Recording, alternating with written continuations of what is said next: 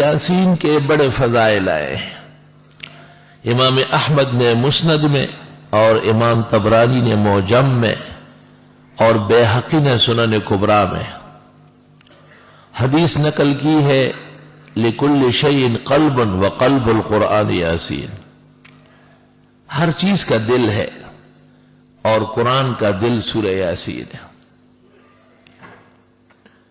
امام غزالی رحمہ اللہ نے جواہر القرآن میں اس کی وجہ بیان کی ہے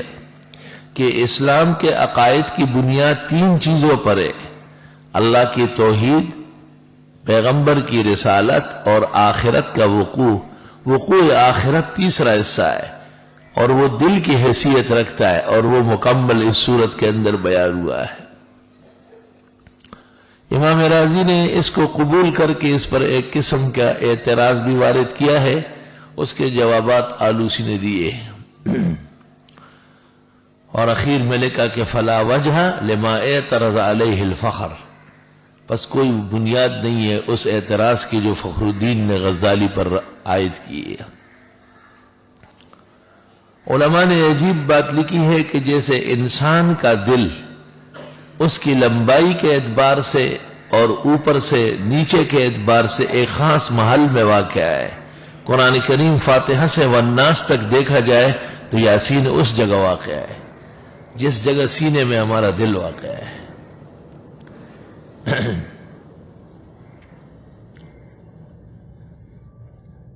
اور حدیث میں ہے کہ اقرؤوا علی موتاکم یاسین، مرنے والوں کے ہاں یاسین پڑھ لو، اللہ تعالیٰ اس سے نزع روح میں آسانی کر دیتا ہے۔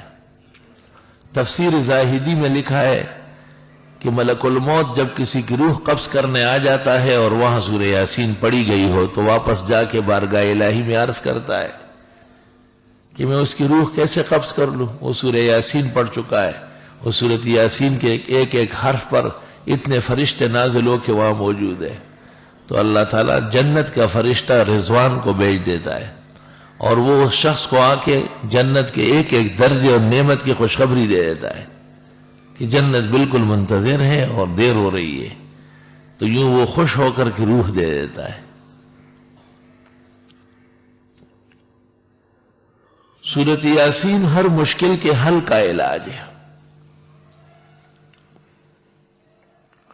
اور اس میں 3-4 روایتیں، ایک روایت میں ہے کہ ایک دفعہ یاسین پڑھنا 2 قرآن کے برابر ہے، دوسری روایت میں ہے کہ جو فجر کے بعد یاسین پڑھ لے 10 قرآن کے برابر ہے، اور تیسری روایت میں ہے کہ ایک دفعہ سورہ یاسین کی تلاوت 25 دفعہ قرآن کریم پڑھنے کے برابر ہے۔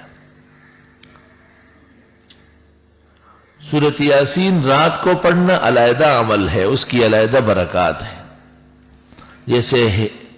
عزت کا تحفظ، رزق کی برکت، مصیبتوں کا ٹل جانا، پریشانیوں کا دور ہونا، مشکلات کا حل ہونا، یہ رات کے پڑھنے کا عمل ہے، اور جتنی دیر سے پڑھی جائے اس قدر مؤثر ہے۔ اور دن کے اندر پڑھنے سے فتوحات ہوتی ہے، مرادیں ملتی ہے، آدمی پر کسی کا غلبہ نہیں ہو سکتا ہے۔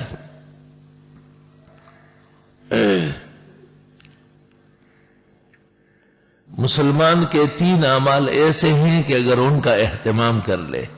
تو چوتھے عمل کی ضرورت نہیں ہے۔ ایک، فاتحہ کے ساتھ کسی بھی وقت 24 گھنٹے میں 3 مرتبہ سورہ اخلاص پڑھنا۔ دوسرا، ہر فرض نماز کے بعد سنتوں کے لیے جگہ بدلتے بدلتے، یا جن نمازوں کے بعد سنن نہیں ہے فرائض کے فوراً بعد، آیت الکرسی 1 دفعہ پڑھنا۔ اور تیسرا عمل سورہ یاسین کا 24 گھنٹے میں کم از کم 1 بار اس کی مکمل تلاوت کرنا۔ بہتر ہوگا کہ دن کے کسی نماز میں ہو۔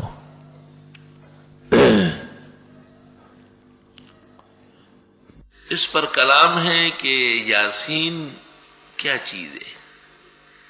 تو 2 قول مشہور ہے، ایک یہ کہ اسم من اسماء اللہ اور سر من الاسرار، اس معنی میں جس طرح الف لام میم و الف لام را ہے اس طرح یاسین ہے۔ اور دوسرا قول یہ ہے کہ طٰہٰ اور یاسین حضرت صلی اللہ علیہ وسلم کے اوصاف جمیلہ ہے، جیسے مزمل اور مدثر ہے. خدے پتواہا اور پیاسین کے ستا صفت کڑے دے پا مزمل و مدثر کے پا دگرانا نبی. ابن الجوزی نے تحفۃ المودود باحکام المولود میں لکھا ہے کہ یاسین نام نہ رکھا جائے کیونکہ معنی نامعلوم ہے، لیکن بہت سارے علماء نے ابن الجوزی کی گرفت کی ہے اور کہا کہ نہیں، یہ نام سلف و خلف میں رائج رہا ہے. حضرت مولانا مفتی محمد شفیع صاحب رحمۃ اللہ علیہ کے والد کا نام بھی مولانا یاسین صاحب تھا،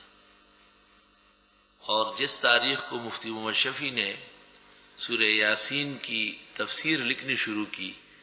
کہ اتفاق سے یہ وہی تاریخ تھی 25 صفر 1355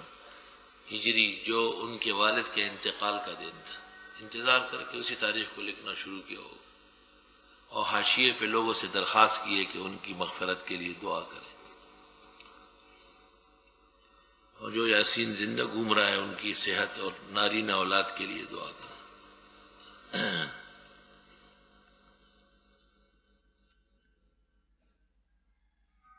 بعض قوموں کے ہاں اس کے ساتھ کچھ تعظیمی القاب پڑے جاتے ہیں. یاسین پر ڈیر عزت، یاسین یاسین پر حرمت، یہ بالکل غلط اور بے بنیاد اور تحریف فی الدین ہے. علماء کو اور